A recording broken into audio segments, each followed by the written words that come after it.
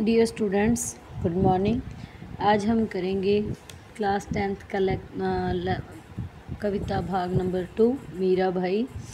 मीराबाई जो एक कवित्री थी, उसकी पदावली है जो हमारे बुक में दर्ज है, हमारी हिंदी की किताब दूसरे चैप्टर में।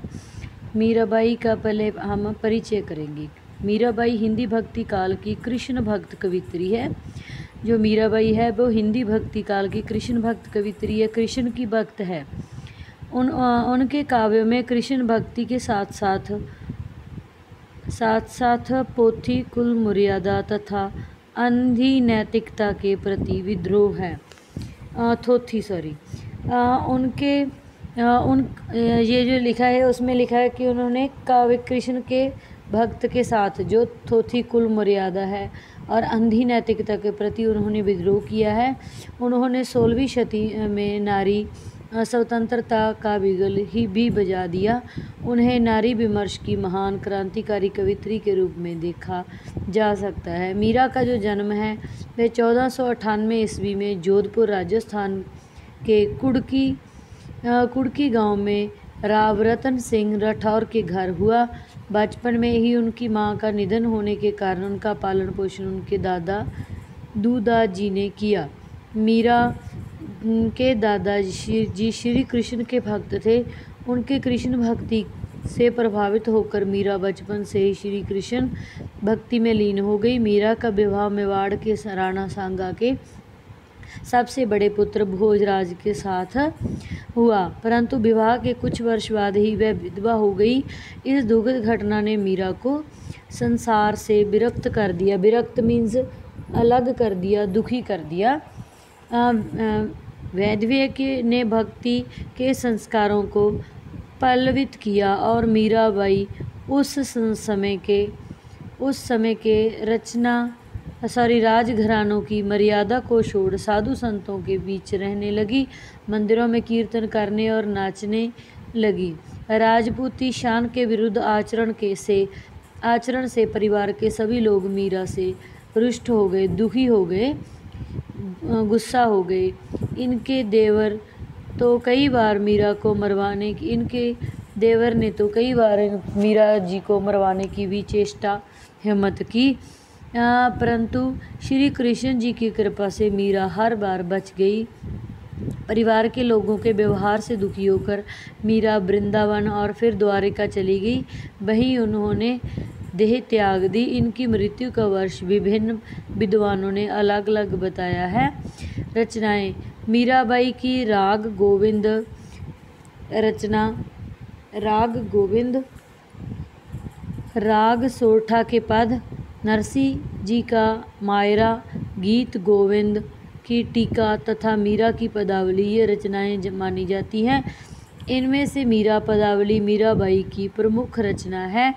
उनकी भक्ति में मधुर भाव है, शैली मुक्तक है जिसमें गेय तत्व है। भाषा में राजस्थानी, मारवाड़ी, ब्रज और गुजराती का संगम है। उनकी भाषाओं जो उसमें रचना की है उसमें ये भाषाएं हैं जो गुजराती, मारवाड़ी और राजस्थानी ब्रज भाषाओं का संगम है। पाठ परिचय: यहाँ मीराबाई के 2 प्रमुख पद लिए गए हैं। पहले पद में मीरा ने बालकृष्ण सौंदर्य का वर्णन किया है। मीराबाई जी कृष्ण के मन को मोहित करने वाली सुंदर छवि को अपनी आँखों में बसाना चाहती है। श्री कृष्ण की सांवली सूरत व बड़ी बड़ी आँखें हैं। उन्होंने मोर के पंखों से बना मुकुट व मकर की आकृति के कुंडल धारण किए हैं। माथे पर लाल रंग का तिलक लगा रखा है जो बहुत बड़ा है। होंठों पर अमृत के समान मीठी ध्वनि निकालने वाली मुरली है और हृदय पर बैजंती माला सुशोभित है। छोटी छोटी घंटियां कमर पर बंधी हैं। पाँवों में छोटे छोटे घुंघरू बंधे हैं जो ध्वनि से मन को आकर्षित करती हैं। मीरा के प्रभु की श्री कृष्ण का यह रूप संतों को सुख देने वाला, भक्तों की रक्षा करने वाला है। दूसरे पद में मीरा श्री कृष्ण को अपना सर्वस्व मानते हुए कहा है मीरा ने कि गोवर्धन पर्वत को उठाने वाले श्री कृष्ण ही मेरे पति हैं। जिसके सिर पर मोर के पंखों का सुंदर मुकुट है वही कृष्ण मेरे अपने हैं, दूसरा कोई मेरा नहीं। मैंने कुल की झूठी मर्यादा छोड़ दी है, मुझे अब किसी की परवाह नहीं है। संतों की संगति में रहकर मैंने लोक लाज को ही छोड़ दिया है। श्री कृष्ण रूप प्रेम की बेल अपने आंसुओं से सींचा है।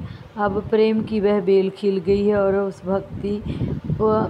भक्ति के मीठे मीठे फल लगे हैं जिससे आनंद की प्राप्ति होती है।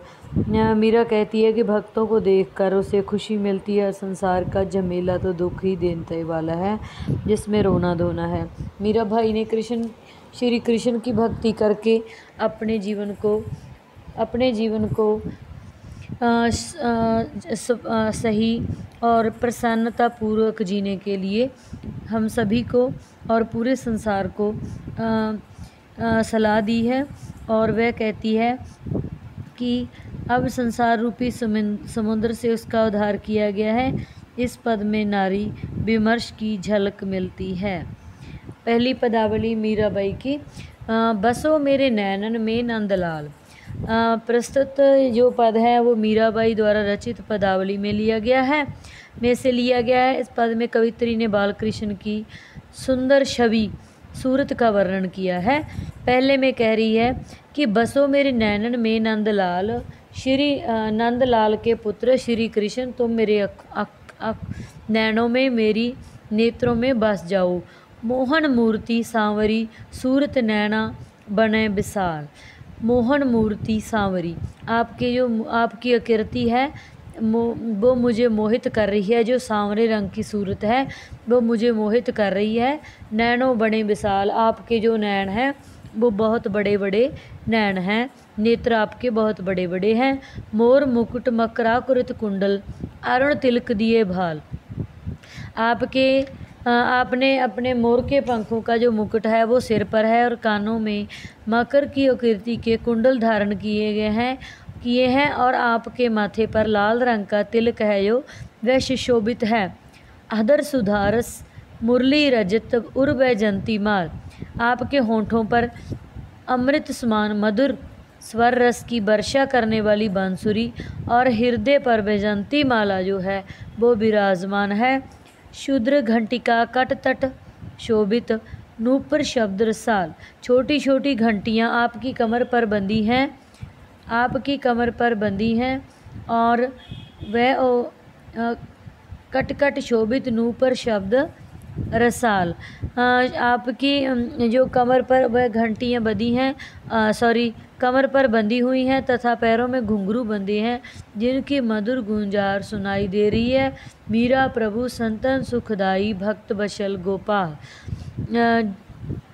मीरा के प्रभु संतों के सुख प्रदान करते हैं तथा अपने भक्तों की सदा रक्षा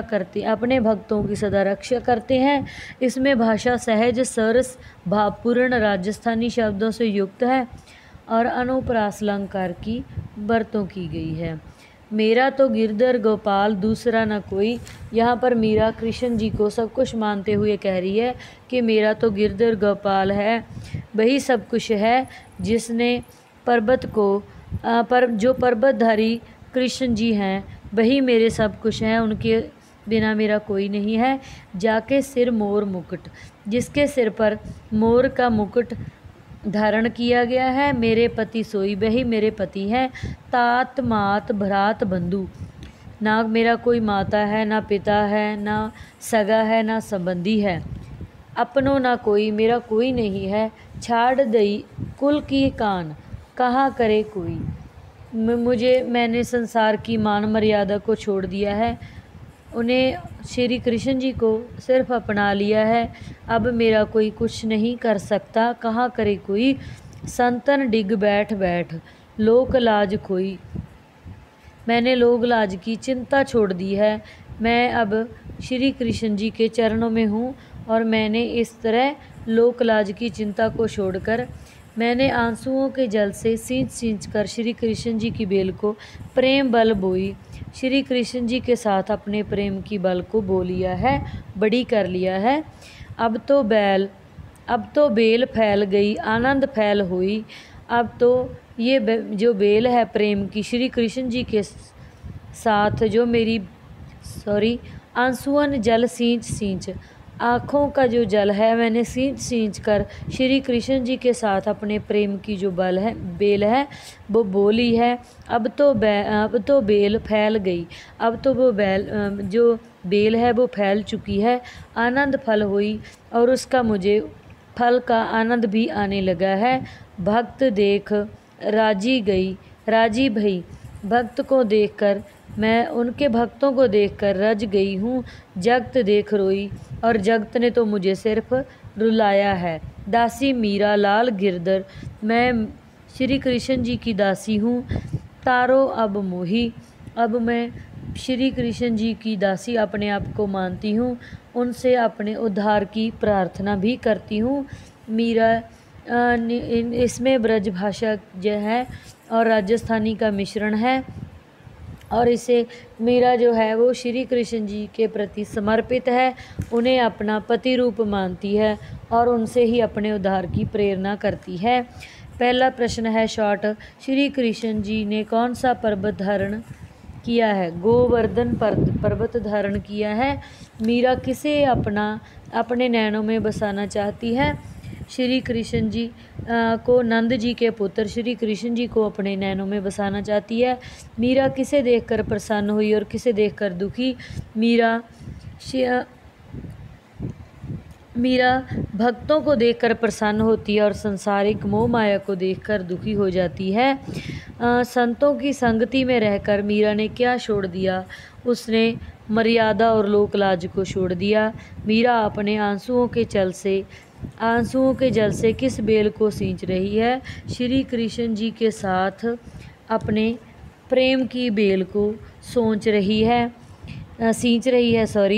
पदावली के दूसरे पद में मीराबाई गिरधर से क्या चाहती है? अपना उद्धार चाहती है। मीराबाई ने गिरधर को अपने पति के रूप में स्वीकार कर उनसे चाहा है कि केवल वे ही उनका अब उद्धार कर सकते हैं। वह अब उनकी शरण को सदा के लिए पाना चाहती है। आगे इसमें से है दो पर्यायवाची शब्द। भाल का मीन्स है माथा, मस्तक, ललाट।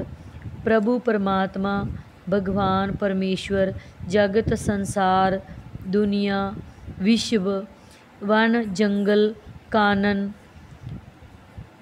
आगे है भिन्नार्थक, जैसे कुल का अर्थ एक तो वंश होता है, दूसरा कुल किनारा होता है। कट का अर्थ जैसे कमर होता है और कटी का अर्थ है फटना, कट जाना। तो इससे आपका जो है वो लेसन है वो कंप्लीट होता है। तो आपको ये लेसन है जो कंप्लीट करके लाना है। धन्यवाद।